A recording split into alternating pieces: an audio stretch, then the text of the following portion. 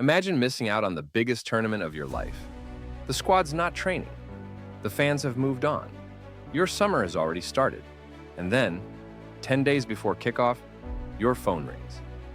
That's exactly what happened to Denmark in 1992. They didn't qualify for the European Championship. Their players were already on holiday. The team hadn't trained. They hadn't prepared. They weren't even supposed to be there. But then, something completely unexpected changed everything. A sudden twist off the pitch opened a door no one thought would open. Denmark took that chance. And what followed became one of the greatest underdog stories in the history of football. This is the incredible true story of how a team thrown into chaos, with no expectations, no prep time, and nothing to lose, went on to shock a continent. This is not how tournament stories are supposed to start. Most teams spend months preparing. They hold training camps, play warm-up friendlies, fine-tune tactics. Coaches analyze every opponent, players study film, and journalists build the hype.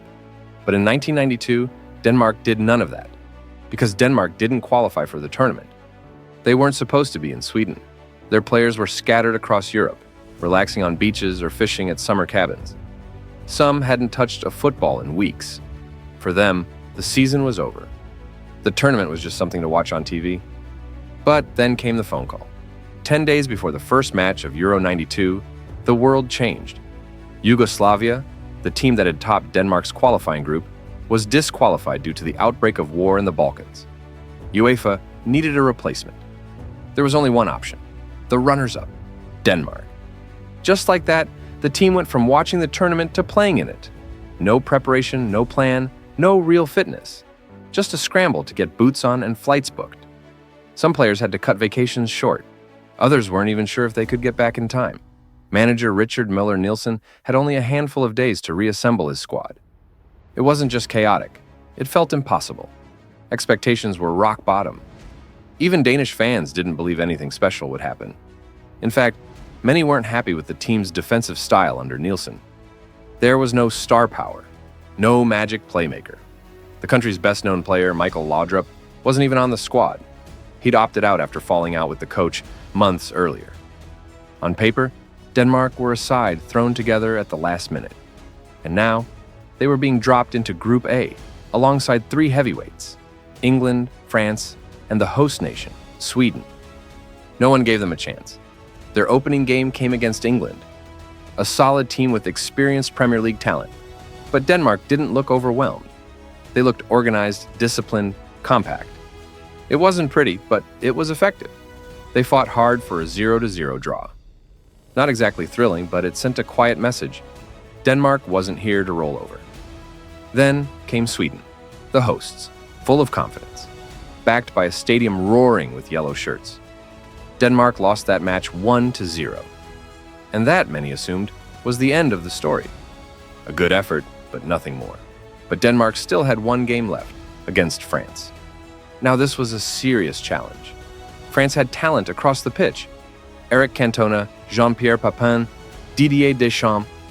They were quick, technical, and aggressive. Denmark? Still scrappy, still defensive, still getting their rhythm back. And then something incredible happened. In the 8th minute, Denmark struck first. A sharp attack down the flank ended with Henrik Larsson slotting the ball past the French keeper. Denmark led 1-0. Suddenly, belief started to creep in. Maybe this team had more than just luck. France equalized through Papin in the second half. But Denmark didn't fold. They pushed back. And in the 78th minute, a clever pass found Lars Elstrup in space. He took one touch and buried it. 2-1. When the final whistle blew, Denmark had done it. They had beaten France. They had qualified for the knockout stage. In less than 2 weeks, they'd gone from sunbathing on vacation to playing in the semifinals of the European Championship. It was unbelievable. But it wasn't a fluke. Denmark had structure. They had belief. And more importantly, they had absolutely nothing to lose. They weren't carrying pressure or expectation. They were playing freely, collectively, and with a growing sense of destiny. But standing in their way now was a much taller order. The Netherlands, reigning European champions, a team full of legends: Marco van Basten, Ruud Gullit, Frank Rijkaard, a squad with experience, swagger, and deadly precision. They had just crushed Germany in the group stage. Their path seemed clear. Another final, another title. And now they had to face Denmark. On paper, it was a mismatch. But this was no longer the same Denmark. The team had found its shape, its identity. Peter Schmeichel, their commanding goalkeeper, was starting to look unbeatable. Henrik Larsson was turning into a tournament hero. The midfield was tireless. The defense was rock solid. And Coach Nielsen? He was quietly building a machine, not built on flair, but on trust, discipline, and heart. What happened next would stun the world. The semifinal was set, Denmark versus the Netherlands.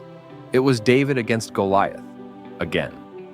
But this time, David was starting to swing with confidence. The Dutch team was stacked with stars: Van Basten, Bergkamp, Rijkaard, Koeman. They had experience, chemistry, and momentum. Most fans and pundits expected Denmark's fairy tale to end here. A good story, sure, but no way they'd survive this. And yet, in just the 5th minute, Denmark struck first. John Sivebæk sent a perfect cross into the box, and Henrik Larsson, the man quickly becoming Denmark's hero, met it cleanly, 1-0. The Dutch were stunned, not because they didn't think Denmark could score, but because of how deliberate it looked. This wasn't a fluke. It was a proper drilled goal. The Netherlands responded with class. Bergkamp equalized in the 23rd minute, and it seemed like order was being restored. But Denmark didn't flinch. Just before halftime, they scored again, and it was Larsson again. 2-1. Now it was real. The Dutch pressed relentlessly in the second half. Denmark absorbed the pressure, defended in waves.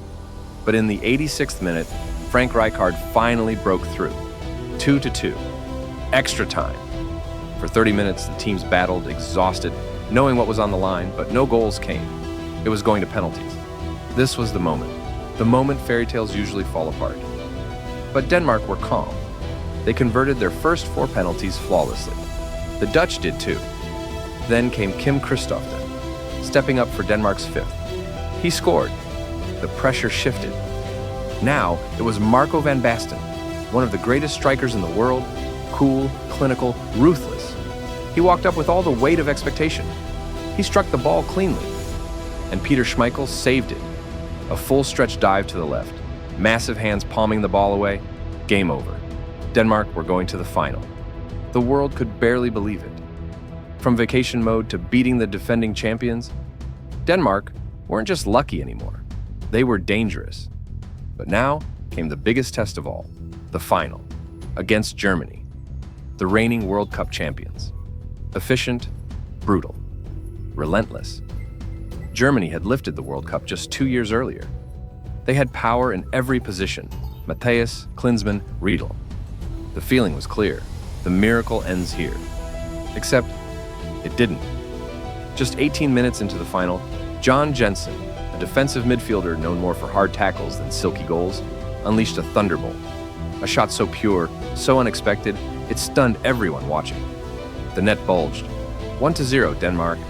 Germany responded with everything they had. They controlled possession. They launched wave after wave of attack. But again and again they were met by a wall. That wall had a name: Peter Schmeichel. He made save after save. Point-blank stops, reflex dives. Crosses claimed with authority. He was everywhere, commanding the box like he owned it. Then, in the 78th minute, came the moment that sealed it.